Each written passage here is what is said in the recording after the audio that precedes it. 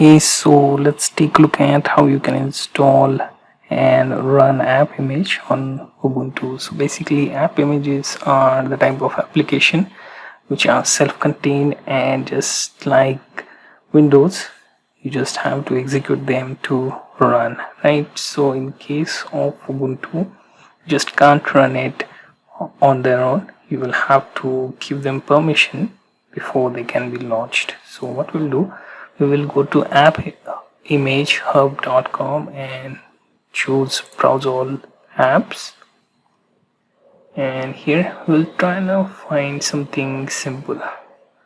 Let's see if we have any tool that we can use, right? So okay, so let's ignore this. Let's go with something simple. Let's go with games and choose this small game that we can use. 2048 looks decent, right? So what we'll do, we will just try and download this particular AppImage, right? So click on that, it should take you to download option and it will be downloaded. Once downloaded, you can go to its folder.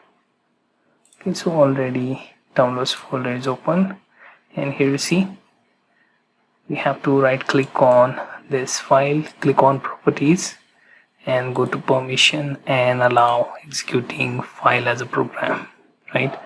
Now close this and then right click and run. As you can see, this has started the 2048 game.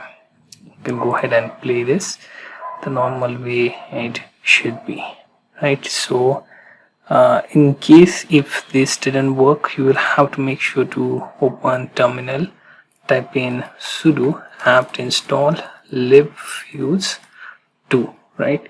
So this is one of the file that is required by AppImage, right? And then if it's installed, you can run the AppImage on your